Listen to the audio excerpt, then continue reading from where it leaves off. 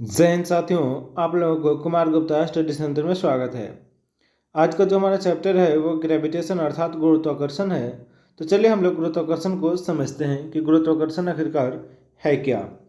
तो ध्यान देना, सबसे पहले हम लोग गुरुत्वाकर्षण के बारे में बात करते हैं। तो जो आपका जो गुरुत्वाकर्षण है वो दो चीज़ों से मिलकर बना हुआ है, और वो क्या है?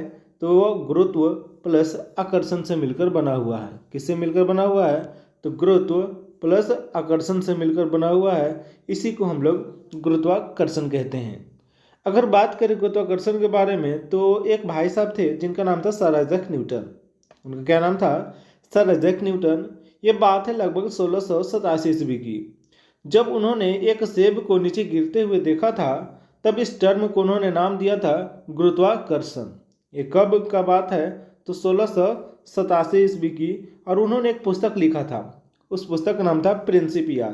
इसी पुस्तक में उन्होंने गुरुत्वाकर्षण नाम का जो चैप्टर है ना, उसको डिफाइन किया है। इस बुक में, प्रिंसिपिया नामक जो बुक है, इसमें फोर्स के बारे में बताया है, फोर्स के लॉ के बारे में बताया है, और ग्रेविटेशन अर्थात गुरुत्वाकर्षण के बारे में भी उन्होंने बताया है। चलिए और आगे देखते हैं हम लोग। अगर बात करते हैं गुरुत्वाकर्षण के डिफिनीशन के बारे में, तो न्यूटन भाई साहब के अनुसार यह जो है से पृथ्वी पर उपस्थित प्रत्येक दो वस्तुओं के बीच लगने वाला बल है। ऐसा नहीं है कि बहुत बड़े बड़े वस्तु ही रहेंगे, उन्हीं के बीच ये गुरुत्वाकर्षण बल काम करेगा।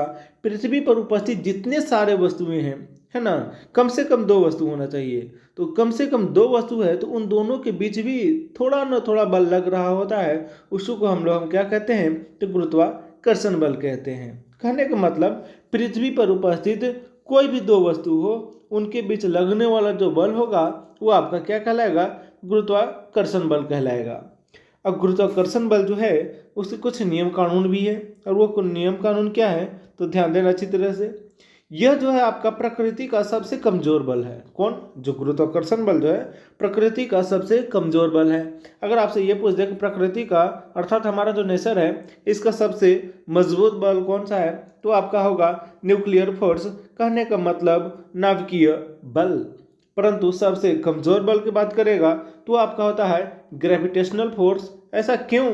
क्योंकि ये लंबी सीमा तक कार्य करता है, यानी कि बहुत ही ज़्यादा डिस्टेंस तक काम करता है। कौन? तो आपका गुरुत्वाकर्षण बल। अगर और बात करें तो ये हमेशा आपका आकर्षण बल होता है। ये हमेशा आकर्षण बल होता है, यानी कि अट्रैक्टिव फोर्स होता है। ये कभी भी डिस्ट्रैक्ट नहीं करता है ना बाबू, ध्यान देना। क्या है ये?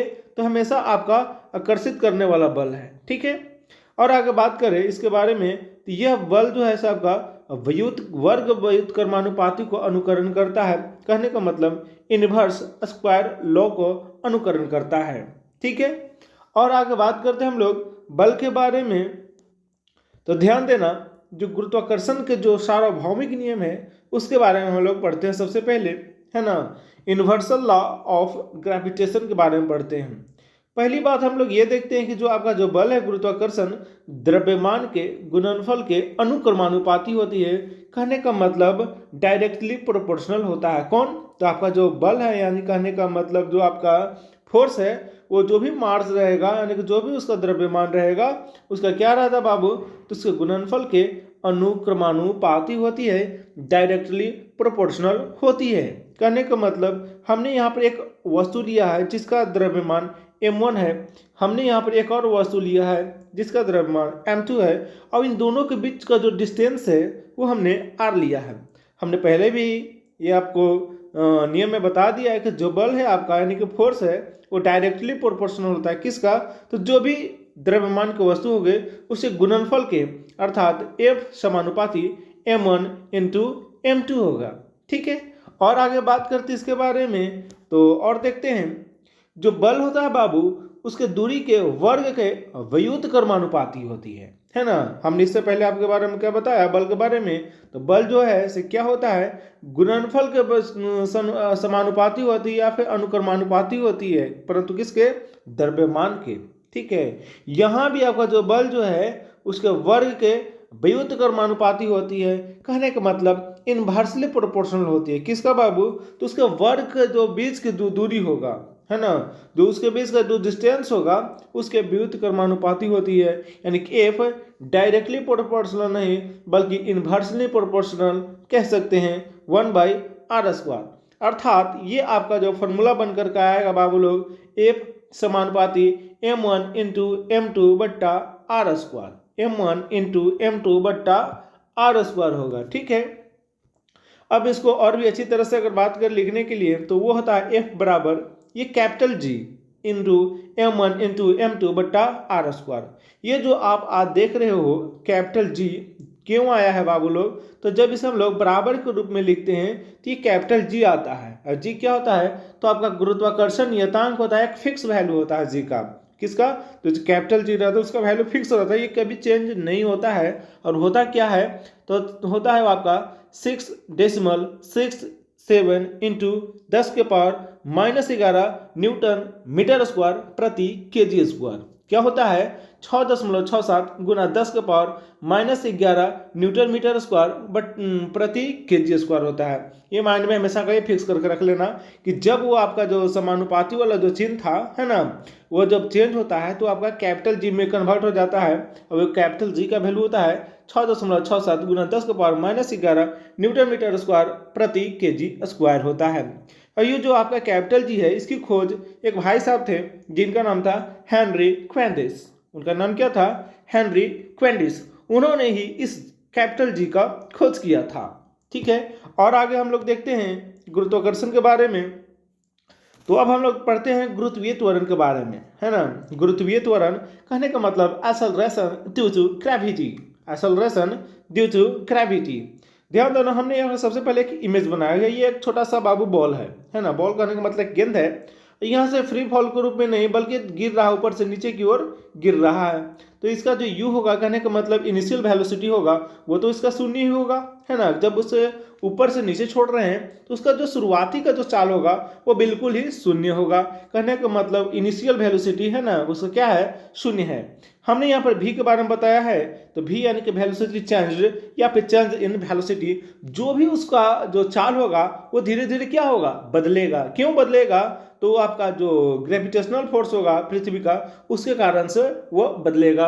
यानी कि शुरुआती में उसका चाल तो एकदम 0 होगा, लेकिन जैसे जैसे पृथ्वी की सतह तक पहुंचने की कोशिश करेगा उसका जो चाल है धीरे धीरे वो बढ़ता जाएगा। और किसके चाल के अनुसार बढ़ता जाएगा, तो जो भी आपका ग्रेविटेशनल फोर्स होगा पृथ्वी का उसके अनुसार, है ना। ये आपका सतह देख रहे हो। हमने आपको बताया है ग्रेविटेशनल फोर्स के बारे में, एक्सेलरेशन ड्यू टू ग्रेविटी के बारे में। किसी वस्तु में पृथ्वी के गुरुत्वाकर्षण के कारण, किसी भी वस्तु में पृथ्वी के गुरुत्वाकर्षण के कारण उत्पन्न जो त्वरण होता है आपका, वही आपका गुरुत्वीय त्वरण कहलाता है। कहने का मतलब एक्सेलरेशन ड्यू टू ग्रेविटी कहलाता है। क्या बाबू, अच्छी तरह से समझना। हमने क्या बताया कि किसी भी वस्तु में उपस्थित पृथ्वी के गुरुत्वाकर्षण के कारण उत्पन्न त्वरण को ही हम लोग गुरुत्वीय त्वरण कहते हैं। और ध्यान देना, हमने यहाँ पर लिख दिया इसको फॉर्मूला के रूप में कि वो होता है आपका GE बराबर G इंटू ME बट्टा RE का होल स्क्वायर। अब कहिएगा सर ये तो हमको पढ़ने ही नहीं आ रहा है, तो अच्छी तरह से समझो, इसको GE नहीं पढ़ते हैं, इसे GE नहीं पढ़ते बल्कि इसको पढ़ते हैं हम लोग क्या, ग्रेविटेशनल अर्थ या फिर अर्थ ऑफ ग्रेविटेशन। इसको क्या पढ़ते हैं बाबू, जी को, अर्थ ऑफ ग्रेविटेशन बराबर ये जी, वही है कैपिटल जी, है ना।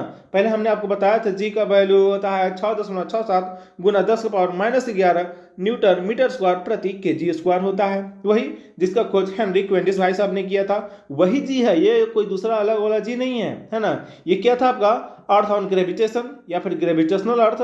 ये क्या हो जाएगा, अर्थ ऑन मास, कहने का मतलब पृथ्वी पर उसका जो द्रव्यमान होगा, बट्टा रेडियस ऑफ अर्थ, कहने का मतलब पृथ्वी का जो रेडियस होगा उसका वैल्यू है उसका स्क्वायर के रूप में रहेगा।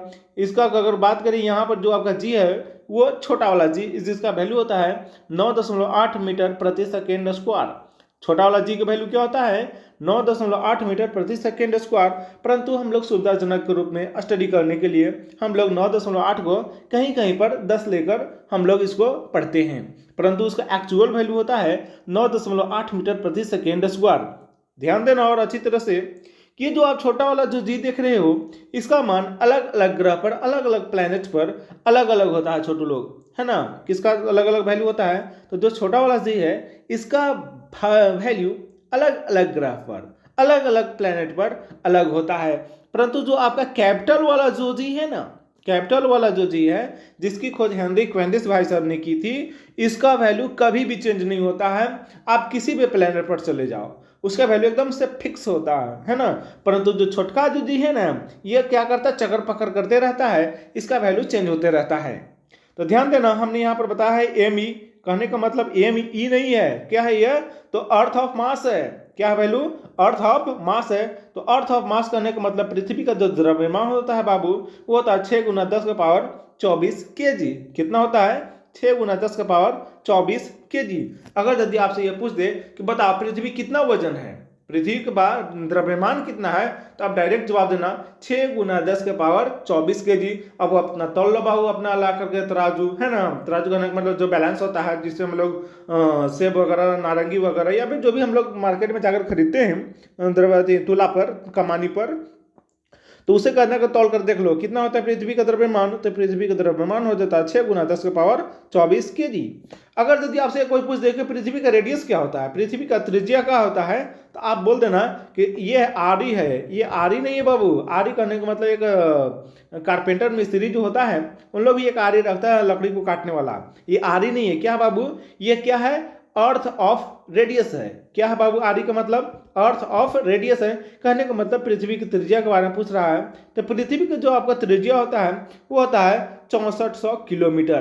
कितना होता है, 6400 किलोमीटर होता है। ठीक है, अब चलिए आगे बढ़ते हैं हम लोग और देखते हैं कुछ कुछ का वैल्यू देख लो। कुछ कुछ प्लेनेट पर जो छोटा वाला जी है जो चक्कर पकड़ करते रहता है उसका वैल्यू चेंज होते रहता है। अगर जी का वैल्यू अर्थ पर पूछे, जी का वैल्यू अर्थ पर पूछे, तो हमने आपको पहले बता दिया कितना होता है, 9.8 मीटर प्रति सेकेंड स्क्वायर, है ना। जी का वैल्यू छोटा वाला पृथ्वी पर अगर पूछे तो उसका वैल्यू होता है 9.8 मीटर प्रति सेकेंड स्क्वायर। लेकिन हमने आपको पहले ही बताया है कि सुविधा के लिए, है ना, कभी कभी छोटा वाला जी का वैल्यू हम लोग 10 लेकर के सॉल्यूशन करते हैं, लेकिन उसका एक्चुअल वैल्यू 9.8 मीटर प्रति सेकेंड होता है ना। अगर लेकिन यही छोटा वाला जी का वैल्यू अगर मून पर पूछे, यानी कि चंद्रमा पर पूछ दे, तो चंद्रमा पर छोटा वाला जी का वैल्यू क्या हो जाएगा, तो जो आपका जी का वैल्यू अर्थ पर था यानी कि पृथ्वी पर था उसका 1/6 भाग हो जाएगा। कहने का मतलब अगर कोई व्यक्ति पृथ्वी पर 60 kg का है, अगर यदि वही व्यक्ति चंद्रमा पर चला जाएगा, अगर वहां पर उसका द्रव्यमान को देखा जाएगा तो कितना हो जाएगा बाबू, तो ग्रेविटेशनल अर्थ जो भी होगा उसका 1/6 भाग। कहने का मतलब यहाँ 60 kg तो वहां हो जाएगा 1/6 कर दो। कहने का मतलब 60 में 6 से भाग कर देगा, कितना आ जाएगा, तो आपका 10 आ जाएगा। कहने का मतलब वही आदमी चंद्रमा पर जाकर के 10 kg का हो जाएगा, है ना। क्या हमने बताया, अगर यदि कोई वस्तु पृथ्वी पर 60 kg का है तो वही वस्तु अगर चंद्रमा पर चला जाए, अगर यदि वहां पर उसको वेट किया जाए तो हो जाए कितना, 1/6 भाग, यानी कि 60 का 1/6 भाग कितना होता है आपका 10 होता है, यानी कि वो 10 kg का हो जाएगा। लेकिन यही जी ऑन मार्स, है ना, मार्स करने का मतलब मंगल ग्रह होता है, तो मार्स पर अगर वो चला जाए तो होता है ग्रेविटेशनल अर्थ बाई 10। अगर यदि कोई वस्तु पृथ्वी पर 60 kg का है, अगर वही वस्तु मंगल ग्रह पर चला जाए तो उसका वैल्यू हो जाएगा 1/10 भाग, यानी 60 का 1/10 भाग कितना हो जाएगा आपका वैल्यू बाबू, तो वो 6 kg का हो जाएगा। कितना kg का हो जाएगा, तो वो 6 kg का हो जाएगा। इसीलिए हमने यहाँ पर बता दिया भार के बारे में, यानी कि वेट के बारे में, कि वेट जो होता है ना वो कितना होता है, m × g के बराबर होता है। क्या होता है बाबू, m × g के बराबर होता है। अब ये जो m देख रहे हो ना, ये दर्शाता है आपका मास का। तो किसको दर्शाता है, मास का। कहने का मतलब वो द्रव्यमान को दर्शाता है। और जो g है, यानी कहने का मतलब जो छोटा g है वो किसको दर्शाता है, तो ग्रेविटेशनल और अर्थ को दर्शाता है। किसको दर्शाता है, ग्रेविटेशनल ऑफ अर्थ को दर्शाता है। कहने का मतलब जो भी आपका भार रहेगा वो किस पर डिपेंड करता है, तो जो छोटा वाला जो जी है ना इसी पर डिपेंड करता है। छोटा वाला जो जी है इसी पर डिपेंड करता है। अगर यदि आप पृथ्वी पर हो तो आपका द्रव्यमान कुछ और, मंगल ग्रह पर चला जाएगा तो कुछ और, चंद्रमा पर चला जाएगा तो कुछ और, जुपिटर कहने का मतलब बृहस्पति पर चले जाओगे तो कुछ और, वीनस कहने का मतलब शुक्र पर चले जाएगा तो तुम्हारा कुछ और होगा, सटर्न कहने का मतलब शनि पर चले जाएगा तो तुम्हारा कुछ और ही द्रव्यमान होगा, है ना। इसका वैल्यू यही होता है। तो चलिए अब हम लोग अगले वीडियो में मिलते हैं।